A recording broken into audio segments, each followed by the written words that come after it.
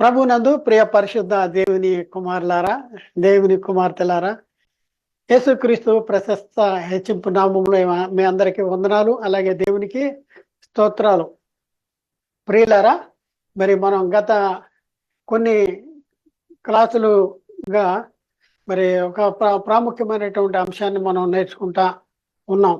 అంశం ఏంటంటే కట్టెతో కైలాసమా, అంటే ప్రకృతి సంబంధమైన శరీరంతో పరలోకము వెళ్ళే అవకాశం ఉందా అనే అంశాన్ని గురించి మనం గత 5 క్లాసుల్లో కూడా చాలా వరకు నేర్చుకున్నాం.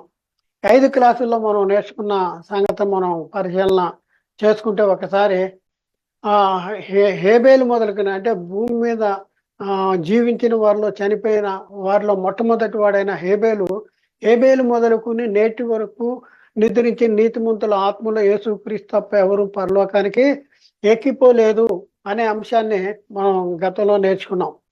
అలాగే మరి పరలోకానికి ఎక్కిపోక మరి ఎక్కడ ఉన్నారు, భూమి మీద లేక ఎక్కడికి వెళ్ళారు అనేసి మనం చెప్పాం. పరదేశకు వెళ్ళారు. పరదేశం ఎక్కడ ఉందంటే భూమి యొక్క క్రింది భాగాల్లో ఉంది. భూమి మధ్యలో పరదేశం లేదు. Inner part of the earth కాదు, lower part of the earth. భూమి యొక్క అడుగు భాగాల్లో, క్రింది భాగాల్లో పరదేశం ఉందని మనం నేర్చుకున్నాం. పరదేశంలో ఉంటారు అనేసి మనం నేర్చుకున్నాం. మరి ఎందుకు ఎంతకాలం అక్కడే ఉంటారు అనే సంగతి కూడా మనం నేర్చుకున్నాం. ఎంతకాలం అక్కడే ఉంటారు, ఎప్పటి వరకు అక్కడే ఉంటారు అనే సంగతులు కూడా మనం నేర్చుకున్నాం. అలాగే ఎన్ని లోకాలు ఉన్నాయి అనేసి, 3 లోకాల మర్మాలు అనేసి, పరలోకము, మరి భూమి ఉన్న లోకము, పాతాళ లోకము. పాతాళ లోకంలో 2 భాగాలు, ఒకటి నెమ్మది పొందే స్థలము, 2 వేదనకరమైన స్థలము. వీటన్నింటి గురించి గత క్లాసుల్లో మనం నేర్చుకున్నాం. మనం ఇంతవరకు నేర్చుకున్న సంగతిని బట్టి మరి ప్రకృతి సంబంధమైన శరీరంతో మరి ఎవరు కూడా, మరి నీతిమంతులు ఎవరు కూడా పరలోకానికి ఎక్కిపోయిన దాఖలాలు ఎవరు లేరు, యేసుక్రీస్తు తప్ప. యేసుక్రీస్తు ఒక్కడే మృతుల పునరుద్ధానము పొందబోవారిలో మొట్టమొదటి వాడిగా పరలోకానికి వెళ్ళాడు అనేసి మనం చాలా చాలా చాలా స్పష్టంగా మనం నేర్చుకున్నాం. ప్రియులారా, మరి ఈ క్లాసు మీరు చూసేటప్పటికి మిగిలిన 5 క్లాసులు మీరు చూచి ఉండాలి.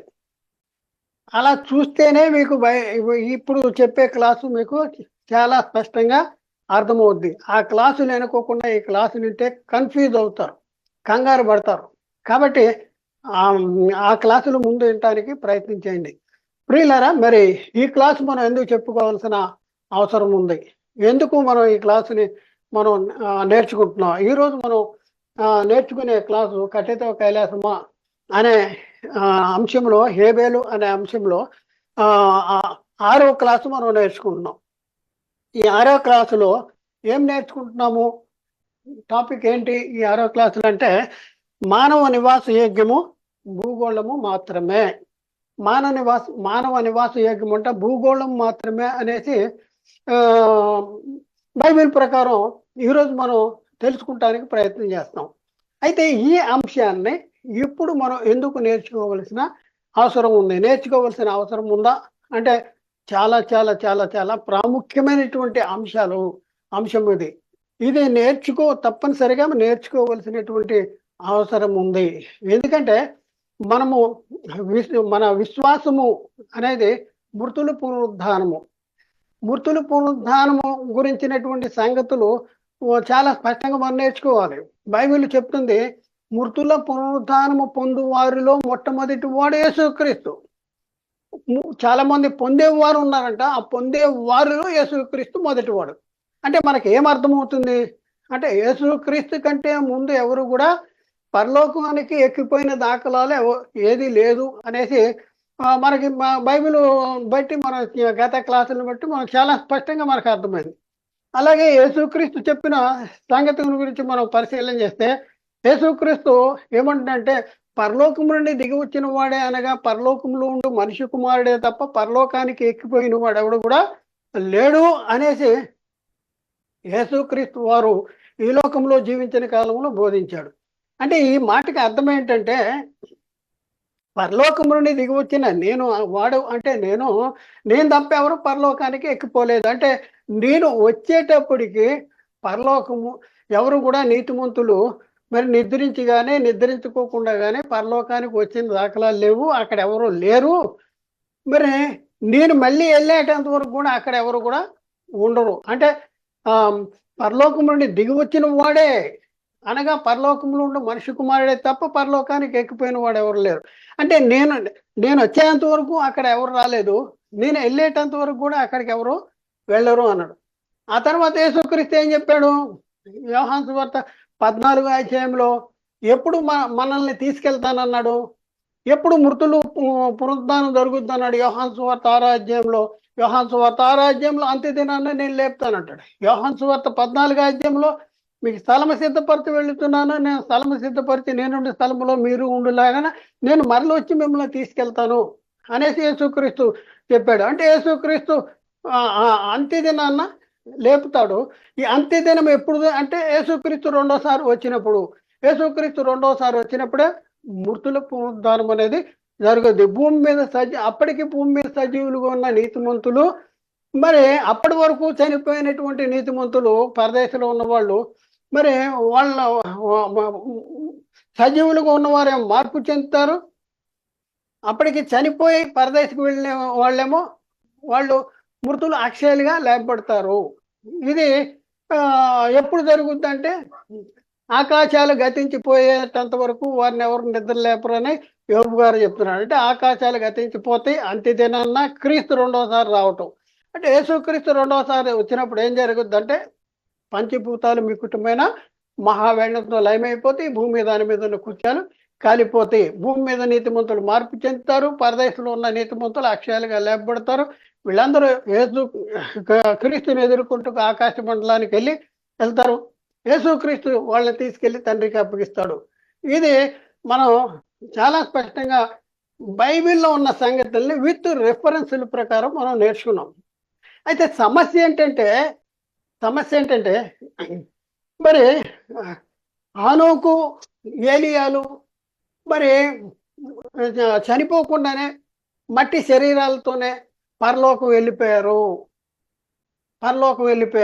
అనేది చెప్తున్నారు. హానోకు దేవునితో నడుస్తూ పరలోకం దేవునితో నడిచాడంట 300 సంవత్సరాలు. ఆ తర్వాత దేవుడు అతన్ని తీసుకుపోయాడంట. హానోకు లేకపోయాడు, అంటే హానోకు పరలోకానికి ఎక్కిపోయాడు. అలాగే ఏలియా అగ్ని రథాల మీద మరి పరలోకానికి కొనిపోయాడు. ఆకాశానికి కొనిపోయాడంటే మనోళ్ళు పరలోకానికి వెళ్ళిపోయాడు.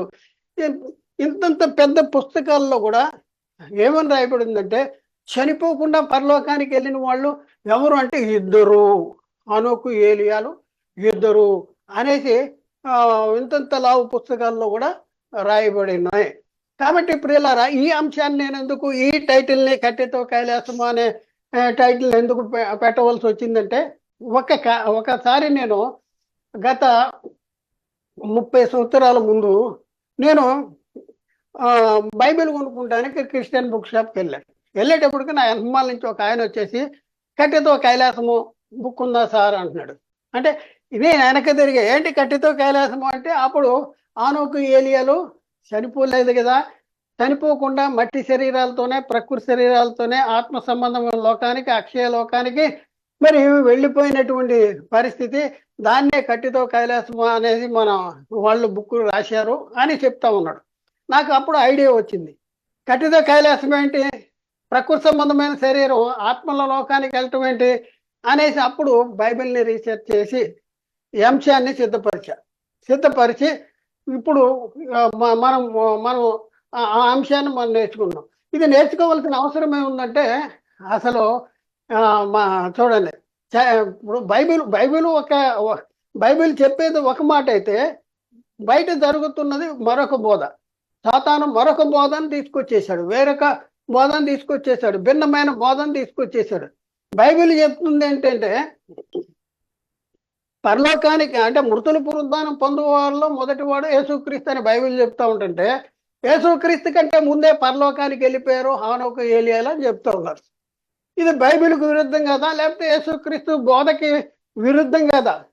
క్రీస్తు బోధ మరి తప్పు పట్టేటటువంటి పరిస్థితి ఉందా? ఒకసారి ఆలోచించుకోవాల్సినటువంటి అవసరం ఉంది. దానికోసమే మన విశ్వాసాన్ని స్థిరపరచుకుంటానికి, సత్యం ఏదో తెలుసుకోగలగటానికి ఈ అంశాన్ని మీ ముందుకు తీసుకొస్తున్నా. ఈరోజు మీరు యూట్యూబ్లో కొట్టి చూడండి, హానోకు అని కొట్టేస్తే హానోకు చనిపోకుండా పరలోకం వెళ్ళిపోయాడని, హానోకు దేవునితో నడిచాడని, ఇట్లా రకరకాల, అంటే చనిపోకుండా పరలోకం వెళ్ళిన వాళ్ళు ఇద్దరు అనేసి హానోకు గురించి, ఏలియా గురించి రాసేటటువంటి పరిస్థితి ఉంది. అవన్నీ చిన్న పిల్లల కాడి నుంచి సండే స్కూల్లో చెప్తా ఉన్నారు. మరి చిన్న పిల్లల కాడి నుంచి వాళ్ళ మైండ్ని చెడగొట్టేస్తున్నాడు సాతానుగాడు.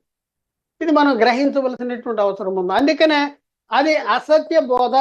కట్టెతో కైలాసమా, లేక ప్రకృతి సంబంధమైన శరీరాలతో ఆత్మ సంబంధమైన లోకానికి వెళ్ళటం లేక ప్రవేశించటం అనే ఆలోచన, ఊహ, లేకపోతే ఆ బోధ లేఖనాల ప్రకారం శుద్ధ తప్పు. అది తప్పు. కాబట్టి దానికోసమే ఇప్పుడున్న పరిస్థితుల్లో మరి సత్యమేది మనం తెలుసుకోగలగటానికి మరి ముందుకు వస్తున్నాం. కాబట్టి ఒకసారి ఆలోచించేయండి. కంగారు పడొద్దు. మేము నమ్మిన దానికి, మేము ఆలోచించిన దానికి, మేము బోధించిన దానికి, మేము విశ్వసిస్తున్న దానికి మరి విరుద్ధంగా బోధ జరుగుతుంది, చెప్తున్నాడు అనేసి కంగారు పడొద్దు. కాబట్టి ప్రియులరా, విత్ లేఖన ఆధారంతో ఈ అంశం, ఈ టోటల్ దీనికి సంబంధించిన 16 పాయింట్లు ఉన్నాయి. ఈ 16 పాయింట్లు నేను చెప్తాను. ఆ 16 పాయింట్లు వినేటప్పటికి మీకు మీరు విన్న బోధ తప్పు అనేసి మీకే అర్థమైపోద్ది. కాబట్టి కంగారు పడకుండా వినటానికి ప్రయత్నం చేయండి. ముందు ఇక్కడ ప్రియులరా చూడండి, హేబేలు మొదలుకొని నేటి వరకు నిద్రించిన నీతిమంతులు ఆత్మలు బ్రాకెట్లో యేసుక్రీస్తు తప్ప ఎవరు పరలోకానికి ఎక్కుపోలేదని మనం గత క్లాసుల్లో చాలా స్పష్టంగా నేర్చుకున్నాం.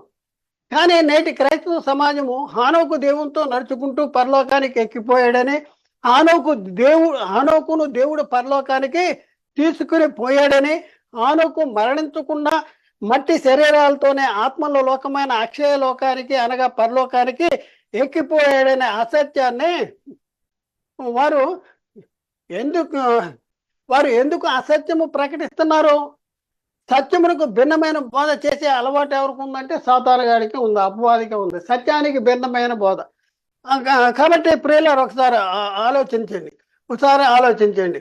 ప్రియులారా, మరికొంతమంది క్రైస్తవులు అనబడే వాళ్ళు, బోధకులు అనబడే వాళ్ళు ఏలియా మరణించుకోకుండానే మట్టి కట్టెతో అనగా రక్తమాంసములు గల శరీరంతో అక్షయలోకమైన పరలోకానికి ఎక్కిపోయారని నమ్ముతున్నారు, మరియు ప్రకటిస్తున్నారు. ఇది నిజమేనా అంటే నిజమే, వాస్తవం. ఇప్పుడు మనం ఈ రెండు, హానోకు గురించి కానీ ఏలియా గురించి కానీ ఇప్పుడు చూసినటువంటి ఈ రెండు సంగతులు మీరు యూట్యూబ్లో కొడితే, హానోకు అని కానీ ఏలియా అని కానీ కొడితే వాళ్ళ బోధ సారాంశం ఇదే. అయితే ఇది కరెక్టా? ఇది అసత్యం అని అంటుంది. ఇది అసత్యం అనేది మనం చూస్తున్నాం. అయితే ప్రియులరా, ఏలియా పరలోకమునకు ఎక్కిపోయాడని ప్రకటించే వాళ్ళు ఎక్కువ మంది ఏం ప్రకటిస్తున్నారంటే, ఏలియా అగ్ని రథాలు అగ్ని గుర్రాల మీద పరలోకానికి ఎక్కిపోయాడు అంటే అగ్ని రథాల మీద పరలోకానికి ఎక్కిపోయాడు అని చెప్తున్నారు. అగ్ని రథాల మీద పరలోకానికి వెళ్ళాడా, లేకపోతే సుడిగాలి చేత ఆకాశానికి ఆరోహణయ్యాడా?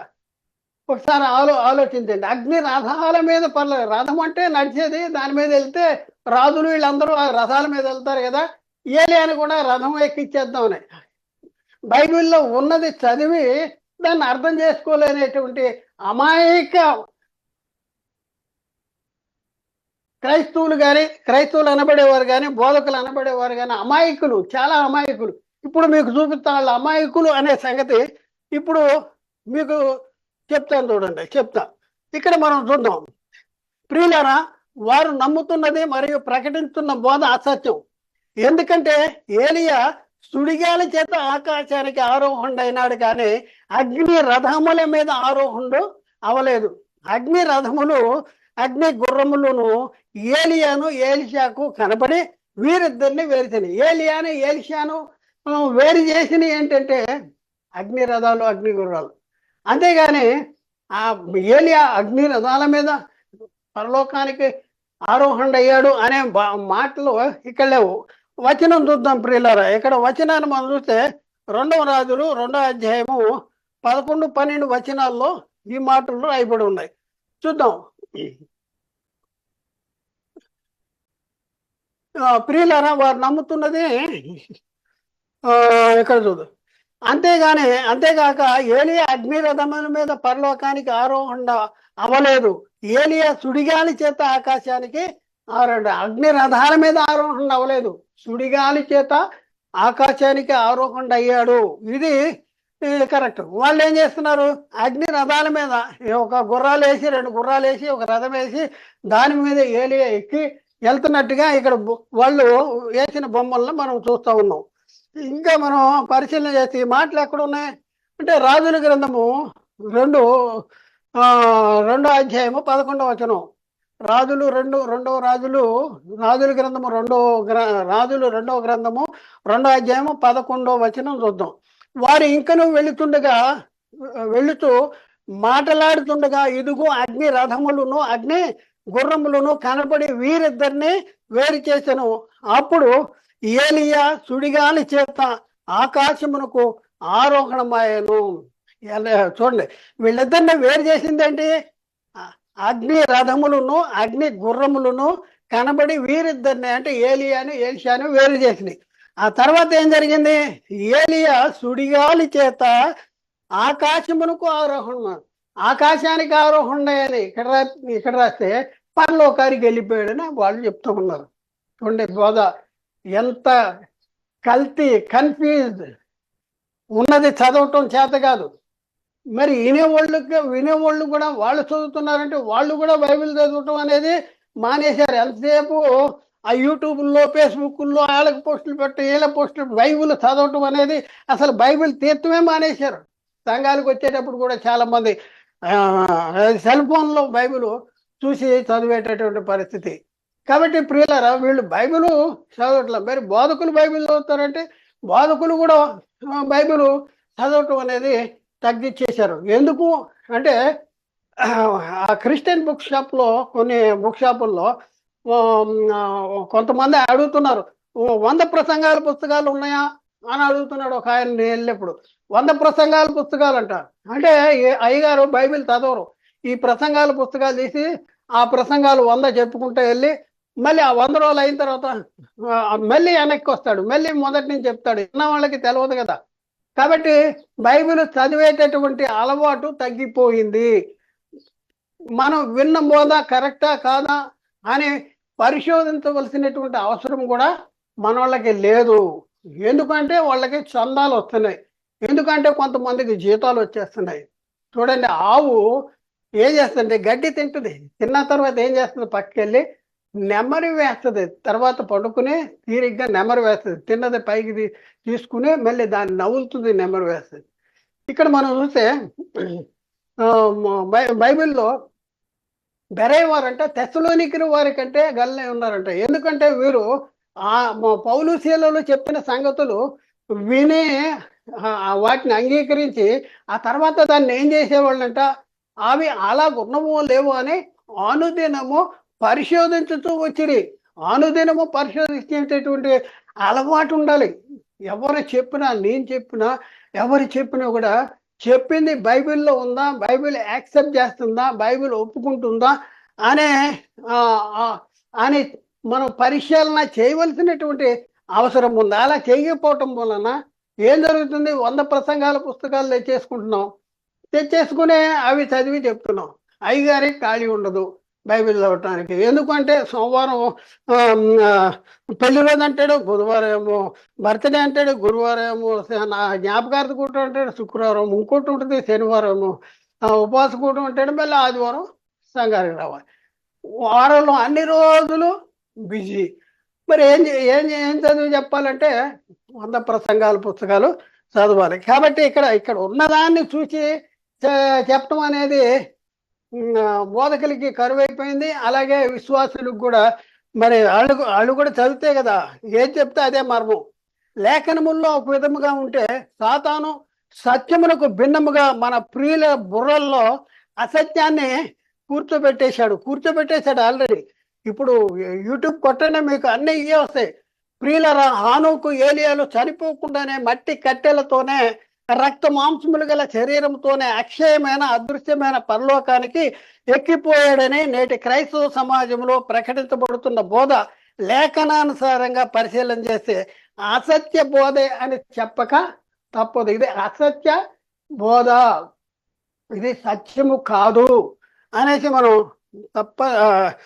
స్పష్టంగా మనం తెలుసుకోవాల్సిన అవసరం ఉంది. ఎందుకంటే ఇక్కడ చూడండి, ఎందుకంటే హానోకు ఏలియాలు చనిపోకుండానే మట్టి కట్టెలతో ఎందుకంటే హానోకు ఏలియాలు చనిపోకుండానే మట్టి కట్టెలతో పరలోకము ఎక్కిపోయారని నమ్మటానికి బైబిల్ గ్రంథములో ఏ విధమైన ఆధారం లేదు. ఎలాంటి ఆధారం కూడా లేదు. మట్టి కట్టితో పరలోకం, అక్షయలోకం, ఆత్మ సంబంధమైన లోకం వెళ్ళారు అని చెప్పడానికి ఎలాంటి ఆధారాలు లేవు. లేఖనాల్లో ఎలాంటి ఆధారాలు లేకపోయినా సరే అదే లేఖనాలను చూపిస్తూ సత్యానికి భిన్నంగా హానోకు ఏలియాలు పరలోకానికి ఎక్కిపోయారని మనలను నమ్మించటమే అపవాది యొక్క తంత్రము. అపవాది యొక్క తంత్రం ఏంటి? మననే నమ్మేయాలి, అసత్యాన్ని నమ్మేయాలి. ఇది నిజమా, దేవుడు ఏం చెప్పాడు అంటే పలానా చెప్పాడు, ఇది నిజమా? మనకి సందేహం కల్పించాలి. సందేహం కల్పించి మీరు చావరు, ఇదే కరెక్టు. హానోకు ఏలియాలు పరలోకం వెళ్ళారు, కట్టెతో కైలాసం వెళ్ళిపోయారు, ప్రకృతి సంబంధమైన శరీరాలతో ఆత్మ సంబంధమైన లోకానికి వెళ్ళిపోయారు అని చెప్తున్నారు. ఎవరు చెప్తున్నారంటే సాతాను తానే వెలుగుదూత వేషం ధరించుకున్నాడు, వారి పరిచారకులకు నీతి పరిచారకుల వేషము ధరింపచేశాడు. ఇది ఆశ్చర్యం కాదు. ఎప్పటి నుంచి జరుగుతుంది? మొదటి శతాబ్ద కాలం నుంచే జరుగుతుంది. పౌలు ఇలాంటి బోధలు చేసే వారి గురించి చాలా వాపోయాడు. ఏంటంటే క్రీస్తు కృపను బట్టి, గలతీ పత్రికలో ఉంది, క్రీస్తు కృపను బట్టి మిమ్మల్ని పిలిచిన వారిని విడిచి భిన్నమైన సువార్త తట్టు మీరు ఇంత త్వరగా తిరిగిపోవడం చూడగా నాకు ఆశ్చర్యం కలుగుతున్నది. అది వేరొక సువార్త కాదు, కానీ క్రీస్తు సువార్తను చెరపగోరి మిమ్మల్ని కలవరపరిచే వారు కొందరు ఉన్నారు అనేసి. అలా కలవరపరిచే పరిస్థితి, భిన్నమైన సువార్త ప్రకటించే పరిస్థితి మొదటి శతాబ్దం నుంచి మరి ప్రారంభించేశాడు సాతాను గాడు. కనుక అపవాది తంత్రములో పడి అనేక మంది అమాయకులు సత్యము నుండి తొలగిపోయారు. కనుక మేము వారందరి ఎడల ప్రేమ కలిగి క్రీస్తు ప్రేమ మమ్మను బలవంతము చేయుటచే ఏ విధము చేతనైనను సర్వ సత్యమును వారికి తెలియపరిచి అగ్నిలో నుండి లాగినట్లు కొందరినైనా రక్షించాలనే ఉద్దేశంతో ఈ సాహసానికి, ఇది సాహసమే. అందరూ ఈరోజు మేము క్రైస్తవులు అని ఎవరైతే చెప్పుకుంటున్నారో వాళ్ళ 80 మంది కంటే ఎక్కువగా హానోకు పరలోకం వెళ్ళిపోయాడు, ఏలియాకు పరలోకం వెళ్ళిపోయాడు. మనం ఏంటంటే ఎవ్వరు వెళ్ళలేదు, హానోకు వెళ్ళలేదు, ఏలియా వెళ్ళలేదు. అసలు ఎవరు కూడా యేసుక్రీస్తు తప్ప ఎవరు కూడా పరలోకం వెళ్ళలేదు. నీతిమంతుడు కూడా యేసుక్రీస్తు తప్ప ఎవరు కూడా పరలోకం వెళ్ళలేదు అనేసి ఘంటాపదంగా మనం చెప్తా ఉన్నాం. గత 5 క్లాసుల్లో కూడా చాలా విపులంగా చెప్పాము. ఈరోజు హానోకు ఏలియాలు మట్టి కట్టెతో అక్షయ లోకానికి వెళ్ళలేదు అనేసి నిరూపించడానికి మనం పూనుకున్నాం. ఇది సాహసం. ఒకసారి ఆలోచించేయండి, లేఖనాన్ని పరిశీలన చేయండి. వింటున్న మీరు కూడా అవునా, నేను ఎంతకాలం తప్పులో ఉన్నానా అనేసి మీరు తెలుసుకోగలరు. ఈ క్లాసులు వింటే మీరు మనసు మార్చుకుని మీ బోధన పక్కన పెట్టేసి, ఇంతవరకు నా బోధన పక్కన పెట్టేసి సత్యానికి లోబడటానికి మీరు పూనుకుంటారు. కాబట్టి ఆలోచించండి, కంగారు పడద్దు. కనుక మా ప్రియులైన మీరు, మా సంఘము, మా సంస్థ, మా బోధకులు అనే భ్రమలో నుండి బయటికి రండి. సత్య వాక్యమును గ్రహించి సత్యమును హత్తుకుని వాక్యముతో అంటుకట్టబడతారని ఆశిస్తున్నాను. వాక్యము మనకు కావాలి, వాక్యముతో అంటుకట్టాలి. యేసుక్రీస్తు ఆయన ప్రార్థన చేసినప్పుడు యోహాను సువార్తలో అంటారు, వారికి వాక్యం ఇచ్చాను, వారి వాక్యములన నా యందు విశ్వాసం ఉంచు వీరందరూ ఏకం కావాలి. వాక్యములో ఏకం కావాలి. మనం దేంట్లో ఏకం కావాలి? వాక్యంలో ఏకం కావాలి. కాబట్టి ప్రియులారా, మరి వాక్యంలో ఏకమవుదాం. మరి ప్రియులరా, హానోకు ఏలేలా కాదు, ఏ మానవుడు కూడా చనిపోకుండా మట్టి కట్టెలతో అనగా రక్త మాంసములు గల ఈ శరీరంతోనే ఆత్మల లోకమైన అక్షయ లోకము, అదృశ్య లోకమైన పరలోకానికి ఎక్కిపోలేదని మేమేనా చెప్పగలుగుతున్నాం అంటే మాకున్న ఆధారము బైబిల్ లేఖనాలే మాకు ఆధారం. కాబట్టి ప్రియులారా, ఒకసారి ఆలోచించండి. మాకున్న ఆధారం బైబిలే. మాకున్న ఆధారము, ధైర్యము, బలము బైబిల్ గ్రంథమే. అక్షయమైన శరీరము, అక్షయమైన క్షయమైన శరీరము అక్షయమైన లోకానికి చేరుకోలేదు. క్షయమైన శరీరము, ఈ శరీరము ప్రకృతి అక్షయ లోకానికి చేరుకోలేదు అని బైబిల్ గ్రంథంలో స్పష్టముగా చెప్తుంది బైబిల్ గ్రంథం. కనుక బైబిల్ గ్రంథంలో వ్రాయబడిన సంగతులను నమ్మగల వారు అతి సులువుగా ఈ సత్యాన్ని గ్రహించగలరు. మేము బైబిల్ నమ్ముతాం అని అంటే ముందుకు రా, ఈ సత్యాన్ని విను, తప్పనిసరిగా మారుతావు. బైబిల్లో రాయబడిన సంగతులు మేము నమ్ముతాము అని మీరు అనుకుంటే మీరు తప్పనిసరిగా ఈ సంగతుల్ని మీరు ఒప్పుకుంటారు. ఇంకా మనం చూస్తే ఈ సత్యాన్ని గురించి బైబిల్ గ్రంథము తెలియపరిచే ఆధారములు ఈ క్రింది విధముగా ఉన్నాయి. వాటిని ఇప్పుడు నేర్చుకుందాం. బైబిల్ హానోకు పరలోకానికి ఎక్కిపోలేదు, ఏలియా పరలోకానికి ఎక్కిపోలేదు అంటే చనిపోకుండా మట్టి కట్టెలతోనే పరలోకానికి ఏలియా కానీ హానోకు కానీ ఎక్కిపోలేదు అని మనం నమ్మటానికి బైబిల్లో రాయబడినటువంటి సంగతుల్ని ఇప్పుడు మనం చూసుకుని మనం నేర్చుకుంటానికి ప్రయత్నం చేద్దాం. ప్రియులరా, ఇంకా మనం పరిశీలన చేస్తే ఇక్కడ ఈరోజు మనం అంటే ఈ మొత్తం క్లాసులో 16 పాయింట్లను మనం నేర్చుకుందాం. 16 పాయింట్లు అయితే ఈరోజే 16 పాయింట్లు కాదు, కానీ వరుసలో నేర్చుకుంటానికి పరిశీలన చేద్దాం. చూద్దాం. మొదటి పాయింట్ ఏమి నేర్చుకుందాం అంటే, కట్టితో కైలాసమా అంటే ప్రకృతి సంబంధమైన శరీరంతో ఆత్మ సంబంధమైన లోకానికి ఎక్కిపోతామా అంటే ఎక్కిపోము. ఎందుకు ఎక్కిపోము అంటే మానవ నివాస యోగ్యము భూగోళం మాత్రమే. ఒకటి, మానవ నివాస యోగ్యం మట్టి కట్టి కలిగి ఉన్నటువంటి ఈ దేహము ఎక్కడ నివసిస్తుంది అంటే భూమి మీద మాత్రమే. దీనికి సంబంధించిన అంశము నేర్చుకుందాము. ఆ తర్వాత రెండో పాయింట్ ఏంటంటే, కట్టితో కైలాసము అంటే ప్రకృతి సంబంధమైన శరీరంతో ఆత్మ సంబంధమైన లోకానికి వెళ్ళగలమా చనిపోకుండా అంటే అలా వెళ్ళే పరిస్థితే లేదు. ఎందుకు లేదంటే భూమికి పొలిమేరలు ఉన్నాయంట. భూమికి ఏమున్నాయి?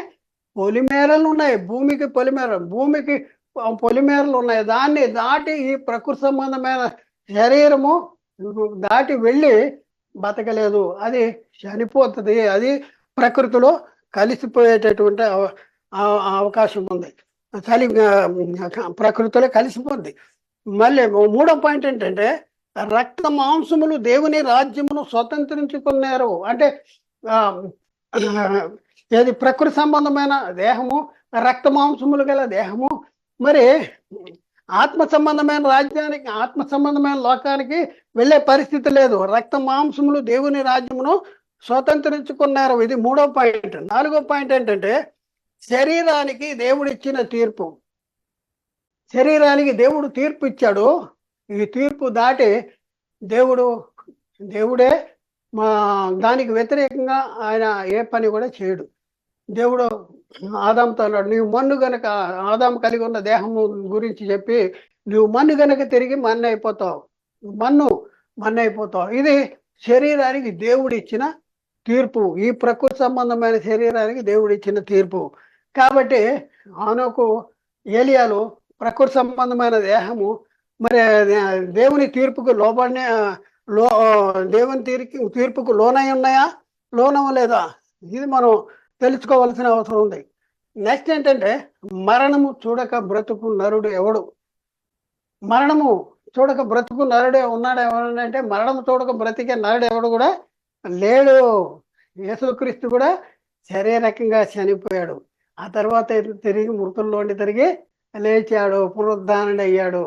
మరి మరణము చూడక బ్రతుకు నరుడు ఎవడు అనేసి బైబిల్ చాలా స్పష్టంగా ప్రశ్నిస్తూ ఉంది. మరి ఆమెకు మరణించుకోకుండా పరలోకం వెళ్ళిపోయాడు, ఏనే మరణించుకోకుండా పరలోకం వెళ్ళిపోయాడు అని చెప్పేవాళ్ళు మరి దేన్ని బట్టి చెప్తున్నారు? బైబిల్ని బట్టి చెప్తున్నారా? ఒకసారి ఆలోచింది. ఆ తర్వాత శరీరానికి మార్పు, శరీరం ఈ శరీరము ఈ లోకంలో జీవిస్తుంది. మరి పరలోకం వెళ్ళాలంటే అది అక్షయ లోకం, అది ఆత్మ సంబంధమైన లోకం. అక్షయ శరీరం కావాలి, ఆత్మ సంబంధమైన శరీరం కావాలి. అలా మార్పు చెందితేనే పరలోకం వెళ్తాం. మార్పు చెందాలంటే నీవు విత్తినది చచ్చితేనే కానీ అది బ్రతికించబడదు. కాబట్టి మనం చనిపోతేనే, విత్తబడితేనే ఆత్మ సంబంధమైన దేహాన్ని ధరించకుండా, చనిపోకుండా మట్టి కట్టెతో పరలోకం వెళ్ళే దాఖలాలు లేవు. శరీరం మార్పు చెందాలి. తర్వాత నెక్స్ట్ పాయింట్ ఏంటంటే, 7వ పాయింట్, పరలోకానికి ఎక్కిపోయిన వాడు ఎవడు కూడా లేడు. యేసుక్రీస్తు లోకంలో జీవించిన కాలంలో చెప్పిన మాట ఏంటంటే, నేను వచ్చేంత వరకు అక్కడ ఎవరు రాలేదు, నేను వెళ్ళేంత వరకు అక్కడ ఎవరు నేను వెళ్ళేంత వరకు కూడా అక్కడికి ఎవరు వెళ్ళరు అన్నాడు. అందుకనే పరలోకానికి ఎక్కిపోయిన వాడు ఎవడు కూడా లేడు. పరలోకం నుండి దిగి వచ్చిన వాడే తప్ప, అనగా పరలోకంలో ఉండు మనిషి కుమారుడే తప్ప పరలోకానికి ఎక్కిపోయిన వాడు ఎవడు కూడా లేడు అనేది యేసుక్రీస్తు చెప్పాడు. కాబట్టి మరి ఇవి రెండు, ఇది ఆనుకి ఏలియాకి ఇవి అప్లై అవుద్ది అంటే అప్లై అవుద్ది. మరి ఎందుకు చెప్తున్నా మనం వెళ్ళిపోయారని? ఎవరో చెప్పినటువంటి అసత్య బోధన మనం కంఠస్థపట్టేసి దాన్నే చెప్పేటటువంటి పరిస్థితుల్లో మనం ఉన్నాం. గాని ఎద్దు కూడా అంతే, మెడ మీద గాని ఎద్దుకి రోడ్డు మీద బండి కట్టినా సరే అది బండిని కూడా గుండ్రంగా తిప్పుద్ది, అంతేగాని ఇది బండి కానీ కాదు అనేది తెలియదు. అలాగే మనవాళ్ళు ఏంటంటే ఎవడేది చెప్తే అదే చెప్పేస్తాం ఇవన్నీ జరుగుతున్నాయి. 8వ పాయింట్, మృతుల పునరుద్ధానము పొందబో వారిలో మొదటివాడు ఎవరు? మృతుల పునరుద్ధానము పొందబో వారిలో మొదటివాడు, పొందబోయే వాళ్ళు ఉన్నారంట, వాళ్ళ మొదటివాడు. అంటే ఒక ఏరియాలో పరలోకానికి వెళ్ళిపోయారా? వెళ్ళిపోతే మృతుల పునరుద్ధానం పొందబో వారిలో మొదటివాడు అంటే యేసుక్రీస్తు. మరి ఆనుకి ఏలియాలే ముందు వెళ్ళిపోతే యేసుక్రీస్తు మృతుల పునరుద్ధానం పొందబో వారిలో మొదటివాడు ఎలా అవుతాడు? Note this point. తర్వాత 9వ పాయింట్, మరణము నిరర్ధకము చేసి జీవము అక్షయత సువార్త వలన వెలుగులోని తెచ్చింది యేసుక్రీస్తే. అంటే యేసుక్రీస్తు పునరుద్ధానములోనే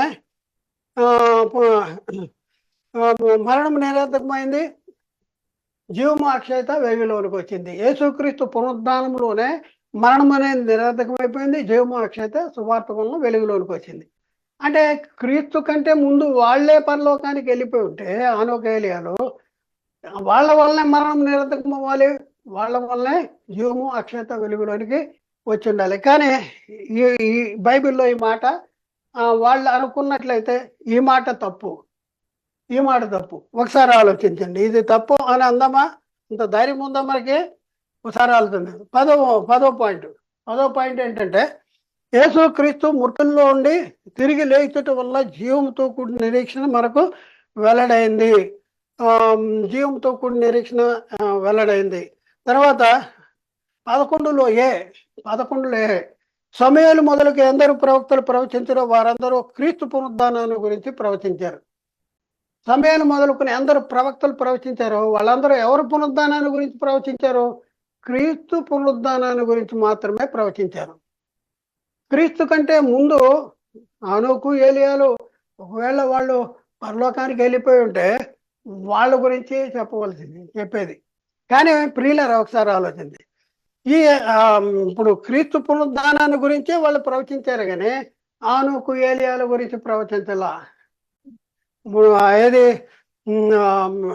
సమయాలు మొదలుకొని ఎందరు ప్రవక్తలు ప్రవచించరో వాళ్ళందరూ కూడా క్రీస్తు పునరుద్ధానాన్ని గురించి. ఎందుకు క్రీస్తు పునరుద్ధానాన్ని గురించి అంటే మృతులు పునరుద్ధానం పొందబో వాళ్ళు క్రీస్తు మొదటివాడు, వాగ్దాన నెరవేర్పుగా వచ్చిన వాడు యేసుక్రీస్తు.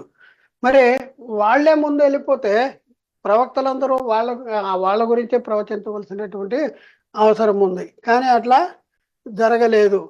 ఇంకా ఇంకో పాయింట్ చూద్దాం. 11లో పితరులకు చేసిన వాగ్దానమును దేవుడు యేసుక్రీస్తు మృతుల్లోండి తిరిగి లేచడం వలన వారి పిల్లలకు నెరవేర్చి ఉన్నాడు. పితరులకు చేసిన వాగ్దానము ఆనోకు ఏలియాలు పరలోకం వెళ్ళిపోవటం వలన నెరవేరలా. మరి ఎలా నెరవేరిందంటే వాగ్దానము దేవుడు యేసుక్రీస్తుని మృతుల్లోండి తిరిగి లేచటం వలన వారి పిల్లలకు నెరవేర్చాడు.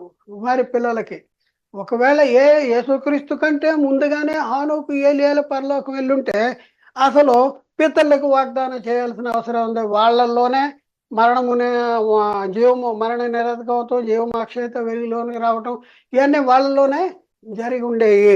కాబట్టి ప్రియులరా ఒకసారి ఆలోచన. ఇంకా మనం చూస్తే 12వ పాయింట్ ఏంటంటే పిలువబడిన వారికి నిత్య స్వాస్థ్యమును గూర్చిన వాగ్దానము పొంది నిమిత్తము యేసుక్రీస్తు కొత్త నిబంధనకు మధ్యవర్తి అన్నాడు. క్రొత్త నిబంధనకు మధ్యవర్తి ఎవరంటే యేసుక్రీస్తే, ఆనోకు కాదు, ఏలియా కాదు. ఒకసారి అలా ఎంత అద్భుతమైన సంగతి అవుతుంది. మరి వాళ్ళే ముందు వెళ్ళిపోయి పరలోకానికి వెళ్ళిపోతే యేసుక్రీస్తు కొత్త నిబంధనకు మధ్యవర్తి అయ్యే అవసరం ఉండేది కాదు. యేసుక్రీస్తుల్లోనే మృతుల పునరుద్ధానం వెల్లడై ఉండేది కాదు. మృతుల పునరుద్ధానం పొందబో వారిలో యేసుక్రీస్తు మొదటి వాడు అయి ఉండేవాడు కాదు. వాళ్ళే ముందు ఆనోకు ఏలియాలే ముందటి వారు అయ్యేవారు. అలాగే 13వ పాయింట్లు ఏంటంటే ఆదామునందు అందరిలో ఎలాగ మృతి పొందుతున్నారో అలాగే క్రీస్తునందు అందరూ బ్రతికించబడతారు. ఆదామునందు అందరూ ఎలాగ మృతి పొందారో ఆనోకు ఏలియానందు అందరూ తిరిగి లభిస్తారు అని లేదు. ఏముంది? క్రీస్తునందు మాత్రమే క్రీస్తు పునరుద్ధానము, క్రీస్తులోనే, క్రీస్తు ద్వారానే అందరూ పరలోకానికి ఎక్కిపోవలసినటువంటి అవసరం ఉంది నీతిమంతులు. కాబట్టి ఆనోకు ఏలియాలు మృతుల పునరుద్ధానం పొందబోవారిలో వాళ్ళు మొదటి వారు కాదు. క్రీస్తులో మరి అందరూ ఆనోకు ఏలియాలలో అందరూ బ్రతికించే పరిస్థితి లేదు. అందరూ ఎలా బ్రతికించబడతారంటే క్రీస్తునందు అందరూ బ్రతికించబడతారు.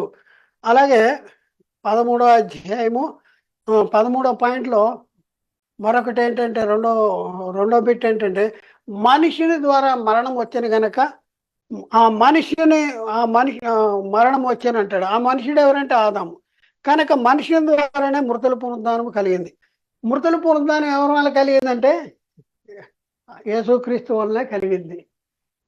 ఒకవేళ వాళ్ళే పరలోకానికి వెళ్ళిపోయి ఉంటే, ఆనోకు ఏలియాలు పరలోకానికి ఎక్కిపోయి ఉంటే వాళ్ళ వల్లనే మృతుల పునరుద్ధానము కలిగి ఉండేది. అలా జరగలేదు. అలా జరిగితే ఈ మాట ఇక్కడ రాయబడి ఉండేది కాదు. ఇంకా ప్రియులరా మనం చూస్తే వాగ్దాన ఫలము అనుభవించలేదు.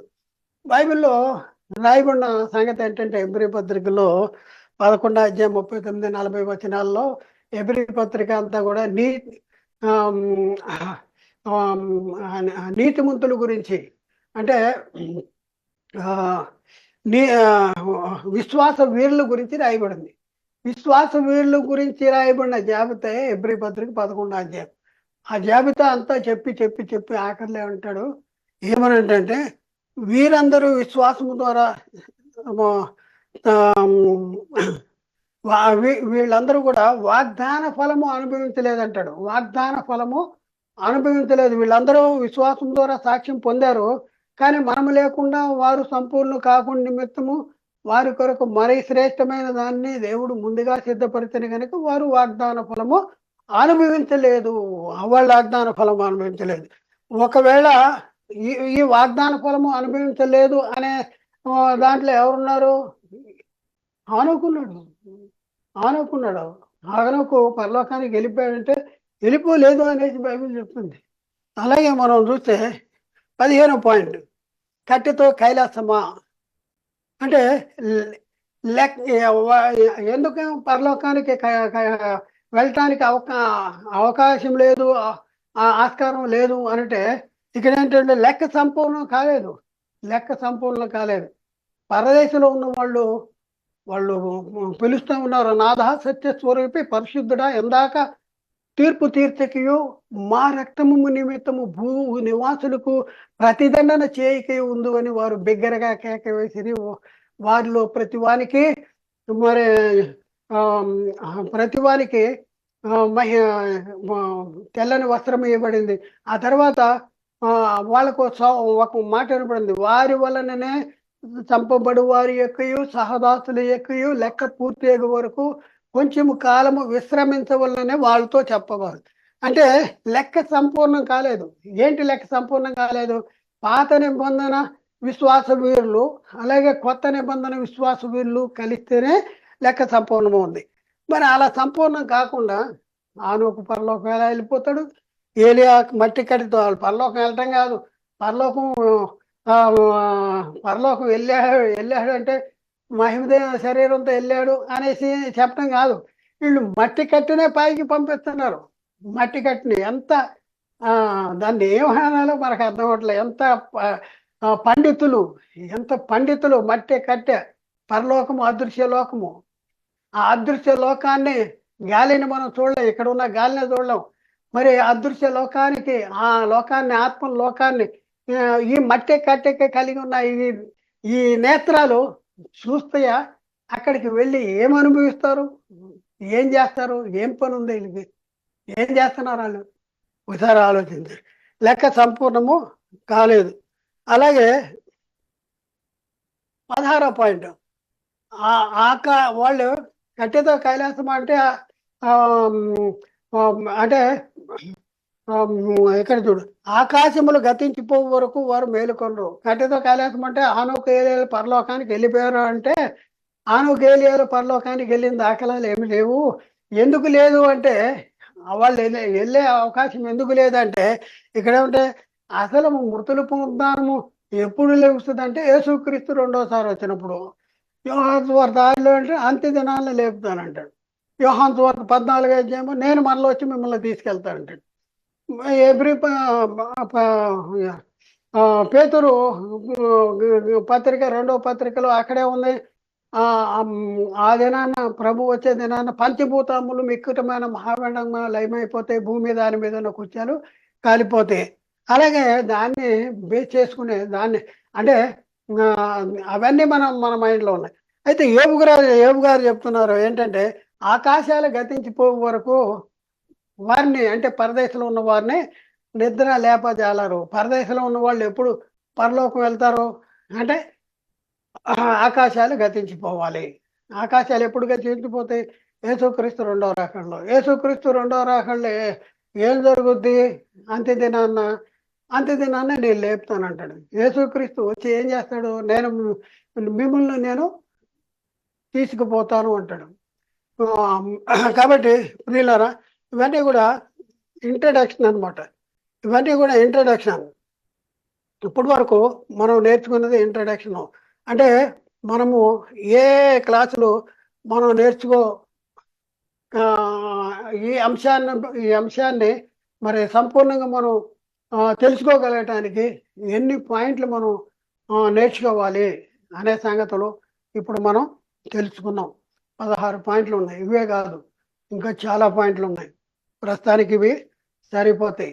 కాబట్టి ఆలోచన చేయండి, అర్థం చేసుకోండి. మరి ఆనోకు ఏలియాలు మట్టి కట్టితో పరలోకానికి, అక్షయ లోకానికి, ఆత్మల లోకానికి వెళ్ళే ఆస్కారం ఉందా అంటే బైబిల్ చెప్తుంది ఎలాంటి పరిస్థితులు లేరు. మరి వీళ్ళందరూ ఎందుకు చెప్తున్నారంటే వీళ్ళందరూ బైబిల్కి భిన్నంగా ఎవరో తప్పుడు బోధ చేస్తే ఆ బోధే ఇప్పటి వరకు వచ్చేసింది, దాన్నే కంటిన్యూ చేస్తున్నారు. కానీ బైబిల్ చదువుదాం, ఇది ఎంతవరకు కరెక్టు? మరి బైబిల్లో ఈ మాట ఉంది కదా, ఈ మాటకి ఈ మాటకి వీళ్ళు చెప్పేదానికి వ్యతిరేకంగా ఉంది కదా, మరి ఎందుకు వ్యతిరేకంగా ఉంది? ఇది ఆలోచించే పరిస్థితి లేదు. కాబట్టి ఏం జరుగుతుంది? అబద్ధ బోధ మరి అప్పటి నుంచి ఇప్పటి వరకు మరి అది కొనసాగుతూనే వస్తుంది. మనం ఈ అబద్ధ బోధను మరి ఏం చేయాలి? అసత్యాన్ని కూకటి వేళ్ళతో పెళ్ళగించాలి. పెళ్ళగించి సత్యాన్ని మరి పునఃస్థాపన చేయాలి. సత్యాన్ని ప్రకటించి అందరినీ సత్యము వైపు మళ్ళించి సర్వ సత్యంలోనికి నడిపించవలసిన బాధ్యత మన మీద ఉంది. కాబట్టి ఆలోచించండి, అర్థం చేసుకోండి, సత్యాన్ని గ్రహించటానికి ప్రయత్నము చేయండి.